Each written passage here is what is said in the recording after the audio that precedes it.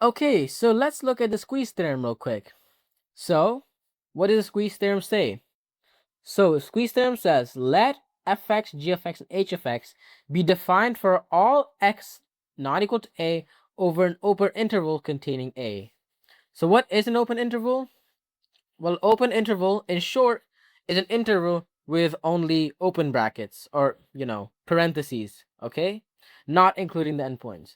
And closed intervals have those square brackets, okay? And these include the endpoints. So open intervals don't include endpoints, and closed endpoints do include endpoints. And also this is considered open. And so is this. This is also considered open. So just any interval where both the left and the right side parentheses are, don't include the endpoints. That's considered open, and whenever there's a square bracket on both sides of the interval, then that means it's closed. Okay, so if f of x is less than or equal to g of x, which is less than or equal to h of x, for all x values not equal to a in an open interval containing a, and the limit as x approaches a of f of x equals the limit as x approaches a of h of x, which equals L, where L is a real number, then the limit as x approaches a of g of x equals L. So now what does that even mean? Well, basically what this is saying in simple terms is if h of x is always greater than f of x, right? H of x is always greater than or equal to g of x, which is always greater than or equal to f of x.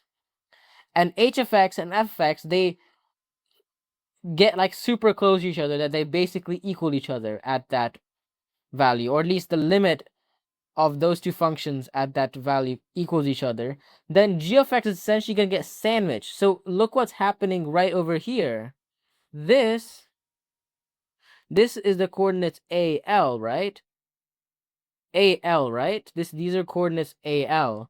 And you see g of x is getting sandwiched by h of x and f of x. So if we know that h of x and f of x approach the same number, and you know that g of x is in between h of x and f of x, then you know that g of x is going to approach that same value as well, okay? Okay, so now let's try to apply the squeeze theorem to something like the limit as x approaches 0 of x squared sine of 1 over x. Directly substituting x equals 0 will give you 0 times sine of 1 over 0, which is undefined, okay? So first, let's define our three functions, okay? So we know that, sine of 1 over x is always going to be always going to be within this interval, okay? Sine of 1 over x is always going to be greater than or equal to 1, negative 1, but it's always going to be less than or equal to positive 1, okay? That's just because of how sine is just confined to that range. That's just the range of sine. So what we can do is we can multiply everything in this inequality with x squared. So we get negative x squared is less than or equal to x squared sine of 1 over x, which is less than or equal to a positive x squared. Okay? So this is going to be our f of x, this is going to be our g of x, and this is going to be our h of x, okay? So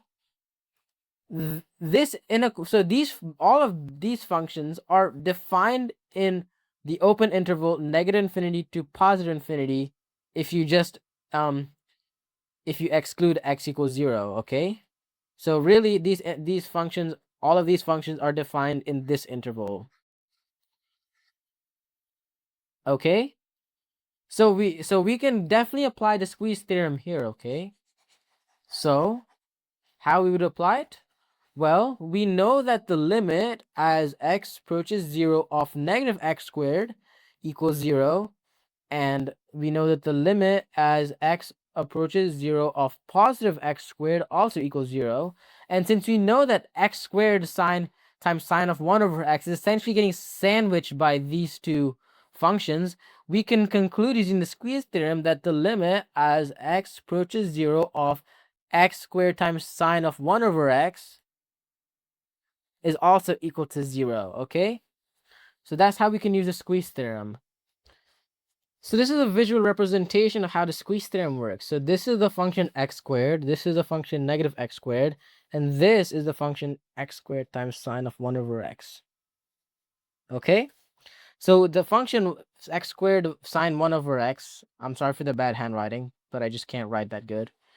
This function doesn't equal anything at x.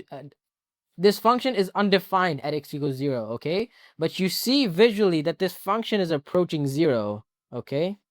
So this is a visual representation of how squeeze theorem looks like. Okay, so evaluating the limit as x approaches 0 of sine of x over x is one of the best ways you can use squeeze theorem. It's one of the best examples, and every Calculus 1 course teaches you how to solve sine of x over x. So let's get into it. The first thing you want to do is draw out a unit circle, right? And there are going to be 3 parts to it. The first part is going to be a small triangle with the hypotenuse 1, the base is cosine theta, and the height is sine theta. Then the second part is, a sector with the radius 1, angle theta. And the third part is going to be even bigger triangle with its opposite is 1 and its adjacent is 1 and its opposite is tan theta. Okay? So this triangle's adjacent is cosine theta, this triangle's opposite is sine theta, this triangle's adjacent is 1, and this triangle's opposite is tan theta. Okay? So this is how we want to split it up, okay? There's 3 parts.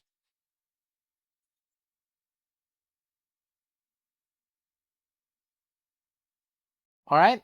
And as you can see here, the smaller triangle is smaller than the arc, or sorry, the sector. It's smaller than, so remember, theta 0, theta has to be between 0 and pi over 2. Okay, so this is the inequality. This has to be true if we want the formulas that I'm about to give to be true, the inequality.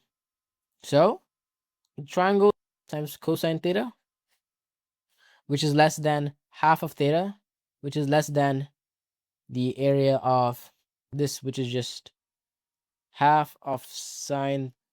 Okay, so evaluating the limit as x approaches 0 of sine of x over x is one of the best ways you can use squeeze theorem. It's one of the best examples, and every Calculus 1 course teaches you how to solve sine of x over x. So let's get into it.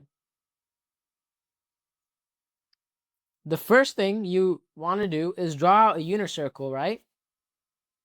And there are going to be 3 parts to it. The first part is going to be a small triangle with the hypotenuse 1, the base is cosine theta, and the height is sine theta. Then the second part is, a sector with the radius 1, angle theta. And the third part is going to be even bigger triangle with its opposite is 1 and its adjacent is 1 and its opposite is tan theta. Okay? So this triangle's adjacent is cosine theta, this triangle's opposite is sine theta, this triangle's adjacent is 1, and this triangle's opposite is tan theta. Okay? So this is how we want to split it up, okay? There's 3 parts. All right? And as you can see here, the smaller triangle is smaller than the arc, or sorry, the sector. It's smaller than the sector, and that sector is smaller than the bigger triangle with the blue leg, all right? So let's write this inequality using, let's find their areas with respect to theta, okay? In this, when I'm writing this, theta has to be between 0 and pi over 2, right? So remember, theta has to be between 0 and pi over 2, okay? So this is the inequality. This has to be true if you want the formulas that I'm about to give to be true, the inequality.